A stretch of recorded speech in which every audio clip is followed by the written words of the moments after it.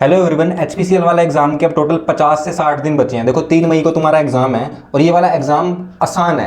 बहुत सारे लोगों को लग रहा होगा 27 वैकेंसी हैं और आईयूसीएल वाला एग्जाम ज़्यादा आसान था, लेकिन मैं तुम्हें पूरा का पूरा ए टू जेड सारा का सारा पैटर्न बताऊंगा और पूरी स्ट्रेटजी बना के दिखाऊंगा कि कैसे ये वाला एग्जाम आईयूसीएल से आसान है और तुम्हें क्लियर कैसे करना है ये वाला एग्जाम। ठीक है, इस वाली वीडियो में मैं तुम्हें 4 पॉइंट्स कवर करूंगा टोटल। तुम्हें एग्जाम पैटर्न बताऊंगा, सिलेक्शन का प्रोसेस बताऊंगा और पिछले साल कितनी कट ऑफ गई थी और अब की बार कितनी जा सकती है, और तुम्हें फिर लास्ट में तुम्हें पूरी पूरी स्ट्रेटेजी बना के भी बताऊंगा कि तुम्हें करनी कैसी है। 50 दिन की स्ट्रेटेजी बताऊंगा क्योंकि अब अराउंड 50 दिन ही रह गए हैं। तो देखो, पहले ही बोल रहा हूँ, ये वाला एग्जाम सिर्फ वही लोग भरना जिन जो सीरियसली कुछ करना चाह रहे हैं इस वाले एग्जाम, मतलब जेन्युइनली रिफाइनरी को ज्वाइन करना चाहते हैं, क्योंकि 1500 रुपये की इसका फॉर्म है। तुम फालतू में 1500 रुपये अपने वेस्ट करोगे फॉर्म भरने में और उसके बाद 500-600 रुपये तुम्हारा आने जाने का किराया भी लग जाएगा एग्जाम सेंटर तक। तो अगर तुम जेन्युइनली सीरियस हो ना तभी ये वाला एग्जाम भरना, नहीं तो रहने दो, क्योंकि तैयारी नहीं कर रहे हो तो फिर कुछ फायदा नहीं है, फिर तुम्हारे पैसे ही खराब होंगे। ठीक है, तो सिर्फ अगर जेन्युइनली तैयारी कर रहे हो तभी ये वाला एग्जाम भरना। अब बात करता हूँ सिलेक्शन प्रोसेस की। सिलेक्शन प्रोसेस इसमें क्या होता है, देखो ऑलमोस्ट सभी एग्जाम में सेम होता है। पहले क्या होगा, तुम्हारा एक सीबीटी होगा। सीबीटी इस वाले बताऊंगा तुम्हें क्या क्या पैटर्न है, कितने मार्क्स का होगा, लेकिन पहले बता दूं, पहले एक सीबीटी होगा, उसके बाद तुम्हारा जीडी या ग्रुप डिस्कशन होगा। ठीक है, जीडी या फिर तुम्हारा कोई स्किल टेस्ट ले लेंगे। पिछली बार ग्रुप डिस्कशन लिया था, अब की बार पहले ही क्लियर नहीं करते, लेकिन ज़्यादातर ग्रुप डिस्कशन ही लेते हैं। ठीक है, उसके बाद तुम्हारा इंटरव्यू होगा। ठीक है, इंटरव्यू में अब तुम्हें लग रहा होगा कि 1:5 का रेशियो होता है, तो ये वाला एग्जाम में 27 वैकेंसी हैं तो तुम्हारे 130 के आसपास बच्चे सिलेक्ट होंगे, लेकिन यहीं पे बच्चे गलती कर देते हैं। पिछली बार क्या हुआ था, 130 जने आने थे, मतलब 130 नहीं, पिछली बार 41 वैकेंसीज थी, तो उस हिसाब से लोगों को लग रहा था 1:5 में बुलाएंगे। लेकिन मेन बात क्या होगी कि 102 नंबर ही नहीं आए। 102 नंबर क्यों लाने जरूरी थे, 102 नंबर पे मेन क्वालिफाइंग नंबर था। अब बच्चों के 102 नंबर क्वालिफाई ही नहीं कर पाए, तो उस हिसाब से ये लोग 1:5 में बुला ही नहीं पाए बच्चों को। और अगर 1:5 में बुला नहीं पाए तो फॉर एग्जांपल अगर तुम अब की बार अंदाजा लगा के चलोगे कि 130 बच्चे आएंगे, अगर 1:5 है तो 130 में से तुम्हें लग रहा होगा कि 130 में से 27 वैकेंसी पे तो बहुत मुश्किल हो जाएगा, लेकिन 130 बच्चे आएंगे ही नहीं है, मैं गारंटी के साथ लिख के दे रहा हूँ तुम्हें। इससे कम आएंगे, अराउंड 30-40 बच्चे तो कम ही आएंगे। ये लगा लो 100 बच्चे आएंगे, 100 में से तुम्हें सिर्फ 27 सीट पे वैकेंसी करनी है। ठीक है, तो इतना मुश्किल नहीं है जितना तुम समझ रहे हो। ठीक है, ये तुम्हारा टोटल सिलेक्शन प्रोसेस है। इसके बाद एग्जाम पैटर्न क्या रहेगा, अब देखो एग्जाम पैटर्न में तुम्हारे दो पार्ट में डिवाइड है वाला पेपर। पहला है तुम्हारा टेक्निकल, ठीक है, और दूसरा है नॉन टेक्निकल। टेक्निकल के तुम्हारे आएंगे टोटल 85 क्वेश्चंस और नॉन टेक्निकल के भी 85 क्वेश्चंस। लेकिन मेन क्या चाहिए है कि तुम्हें टेक्निकल वाले पार्ट में 50% मार्क्स लाना कंपलसरी है। मतलब अगर तुम्हारे टेक्निकल में 43 क्वेश्चन सही नहीं हुए, चाहे तुम कौन सी मर्जी कैटेगरी से हो, जितना मर्जी रिजर्वेशन हो तुम्हारे पास, अगर तुम्हारे 43 नंबर सही नहीं हुए तो तुम नॉन टेक्निकल में जितने मर्जी ले आओ, चाहे 85 में से 85 ले आओ, फिर भी तुम सिलेक्ट नहीं हो पाओगे, क्योंकि तुम्हारा टेक्निकल में 43 नंबर नहीं है। तो तुम्हें टेक्निकल में 43 नंबर तो लाने ही हैं। टेक्निकल तुम्हारा स्ट्रॉन्ग होना ही चाहिए, चाहे नॉन टेक पे बेशक तुम थोड़ा सा कॉम्प्रोमाइज कर दो, लेकिन तुम्हारे टेक्निकल पोर्शन बिल्कुल अच्छे से रटा होना ही चाहिए। और तुम्हें पता ही है टेक्निकल करना कैसे है। डिस्क्रिप्शन में और पिन कमेंट में तुम्हें लिंक दे रखी है मैंने इस वाले ई बुक की। इस वाले ई बुक में सारा का सारा टेक्निकल सिलेबस कवर कर रखा है। अब देखो, बहुत सारे लोगों को लग रहा होगा इसमें सिर्फ एक ई बुक है, लेकिन नहीं, इसमें मैंने ई बुक के साथ साथ सिर्फ एचपीसीएल वाली वैकेंसी के लिए मैंने तुम्हारे लिए 5 प्रीवियस ईयर क्वेश्चन पेपर भी ऐड करे हैं, सिर्फ एचपीसीएल के।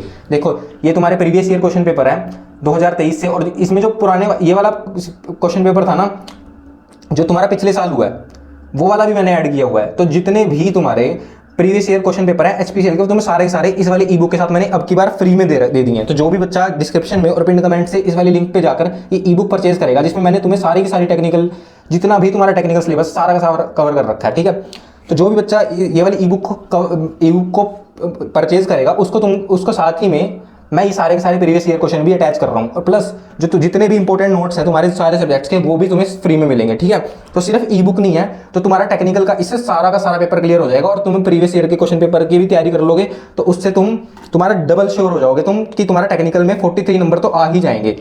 43 तो बेयर मिनिमम है यार। अगर तुम अच्छे से तैयारी कर रहे हो, इस ई बुक का तुमने रट लिया पूरा, तो तुम्हारे 60-70 नंबर कहीं नहीं गए। अगर 60-70 नंबर तुम यहाँ लिया है ना, तो अगर तुम्हारा नॉन टेक्निकल कमजोर भी है ना, तुम्हारा आराम से 102 नंबर आने हैं। 102 नंबर का टारगेट रखना है। 102 नंबर से कम आए तो तुम अपनी तैयारी को खराब ही समझो, क्योंकि भले ही अगर रिजर्व कैटेगरी से तो शायद हो जाए, लेकिन तुम्हें पहले ही बता रखा है मैंने कि तुम्हें जनरल वाली कैटेगरी को कट ऑफ कर क्लियर करना है, क्योंकि आगे वेटेज में काम आती है वो बहुत ज़्यादा। अगर तुम्हारे पास रिजर्वेशन भी है तो भी काम आएगी। तो 102 नंबर का टारगेट जरूर रखना, तो टेक्निकल का सिलेबस तुम्हें ऐसे क्लियर करना है जैसे मैंने बिल्कुल बताया, इस वाली ई बुक को पढ़ के जाना है, रट के जाना है बिल्कुल अच्छे से, क्योंकि एमसीक्यू देख के ना तुम्हें समझ में आ जाता है कि हाँ ये वाला क्वेश्चन मैंने पढ़ा हुआ है। भले तुम्हें पहले लगे कि ये तो बहुत मुश्किल हो रहा है रटने में, लेकिन जब तुम एमसीक्यू देखोगे ना, उसमें 4 ऑप्शन देखोगे, तब तुम्हें याद आ जाएगा कि हाँ तुम्हें कहीं ना कहीं तुम क्वेश्चन में ये इतना डाउट में नहीं रहोगे, तुम्हें पता लग जाएगा कि हाँ ये वाला मैंने पढ़ा हुआ है तो ये वाला ऑप्शन ही होगा। तो वैसे तुम्हें टेक्निकल तुम आराम से कर दोगे। नॉन टेक्निकल कैसे करना है, देखो नॉन टेक्निकल का सिलेबस इतना मुश्किल नहीं है। अगर बहुत सारे बच्चे क्या करते हैं कि इंग्लिश में बहुत टाइम वेस्ट कर देते हैं, लेकिन मैं सजेस्ट क्या करूंगा, 50 दिन बचे हुए हैं, इंग्लिश को छोड़ दो भाई। अगर तुम्हारी इंग्लिश अच्छी नहीं है तो छोड़ दो, और अगर तुम्हारी अच्छी भी है ना तो भी छोड़ दो, क्योंकि इंग्लिश में क्या होता है कि बहुत वास्ट सिलेबस है, तुम कितने ही वर्ड रट लोगे, तो कितना अगर तुम्हारे थोड़े बहुत टेंसेस क्लियर हैं तो कितना मतलब वहां से तो तुम्हारे नंबर आ ही जाने हैं, लेकिन जो तुम एंटोनियम सिनोनियम कितने ही रट दोगे, ये तो खुला समुंदर है, तुम नहीं रट पाओगे, उसमें तुम टाइम वेस्ट करोगे। तो तुम्हारा मेन फोकस होना चाहिए और रीजनिंग और कॉन्ट्स पे होना चाहिए, मतलब मैथ्स पे होना चाहिए। अगर तुम वहां से प्रिपेयर कर लोगे, और उसमें भी ज़्यादा मुश्किल वाले सिलेबस मत करना, उसमें भी जो तुम्हारे जो मेन आते हैं, जैसे कि क्या होते हैं मेन तुम्हारे मैथ से, प्रॉफिट लॉस होता है, वर्क डिस्टेंस वाले टॉपिक होता है, अपस्ट्रीम बोट वाले होते हैं, ये जो मेन वाले हैं ना, यूट्यूब से ही कर लेना इन्हें। यूट्यूब पे तुम्हें 1-1, 2-2 घंटे के लेक्चर मिल जाएंगे डेली का, तुम 1-1, 2-2 घंटा नॉन टेक्निकल को दोगे तो आराम से हो जाएगा तुम्हारा। और टेक्निकल तुम्हें बताई रखा है कि कैसे करना है, ठीक है। प्रीवियस ईयर की कट ऑफ कितनी गई थी, ये सबसे मेन बात है। जैसा मैंने तुम्हें बताया कि जितने बच्चे क्वालिफाइंग के लिए चाहिए होते हैं, बच्चे उतने भी नहीं कर पाते, तो इस तो कट ऑफ कितनी जाएगी, जितनी तुम्हारा क्वालिफाइंग है ना उतने पे ही कट ऑफ गई थी पिछली बार, मतलब 102 कट ऑफ थी, मतलब क्वालिफाइंग थी, और 102 पे ही कट ऑफ चली गई थी। और अब की बार भी ऑलमोस्ट सेम ऐसा ही हुआ है, 100% लिख के ले लो तो 102 पे ही कट ऑफ जाएगी जनरल कैटेगरी की। और जो रिजर्व कैटेगरी है उनकी भी बिल्कुल क्वालिफाइंग पे गई थी। देखो जनरली क्या होता है, 60% जनरल कैटेगरी को चाहिए होते हैं, 60% मार्क्स की बात कर रहा हूँ मैं, नंबर की नहीं, और 54% दूसरी कैटेगरीज को चाहिए होते हैं, ठीक है। तो जितनी इन्होंने क्वालिफाइंग रखी हुई थी उतनी ही गई थी पिछली बार, और अब की बार भी उतनी ही जाएगी। तो कट ऑफ 102 नंबर आ गए, तो पिछली बार भी बोला था कि तुम्हारा हो जाएगा और अब की बार भी हो जाएगा, तो 102 का टारगेट जरूर रख के चलना, ठीक है। अब तुम्हें 50 दिन की स्ट्रेटेजी बताता हूँ। 50 दिन बचे हैं तुम्हारे पास, तुम्हें क्या करना है, डेली कम से कम 5 पेज इस ई बुक से रटने हैं। जो मैंने तुम्हें ई बुक बना के दी है पूरी की पूरी, ये वाली ई बुक तुम्हें डेली के 5 पेज रटने हैं। ये टोटल तुम्हारी 190 पेज की ई बुक है। अगर तुम डेली 5 पेज रटोगे तो तुम्हारा 40 दिन के अंदर अंदर तुम्हारा सारा टेक्निकल सिलेबस कवर हो जाएगा, ठीक है। 5 पेज तुमने यहाँ से रट दिए, जो लास्ट के तुम्हारे 10 दिन बचेंगे वहां पे तुमको स्टार्टिंग के 5 दिन तुम्हें जो मैंने 5 प्रीवियस ईयर क्वेश्चन पेपर दिए ना वो 5 करने हैं, और सारे HPCL के ही हैं। अगर तुम 5 प्रीवियस ईयर क्वेश्चन पेपर कर दोगे तो 45 डेज में तुम्हारा टेक्निकल सिलेबस पूरा कवर हो जाएगा, प्लस तुम प्रीवियस ईयर भी रिवाइज कर लोगे। बस अब तुम्हें नेक्स्ट के 5 दिन में बस तुम्हें रिवाइज ही करना रह जाएगा।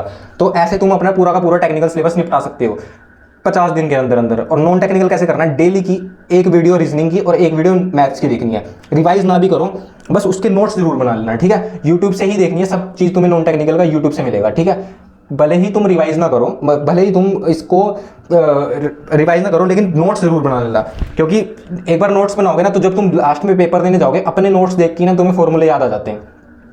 और एक टॉपिक को डीप में मत पढ़ना।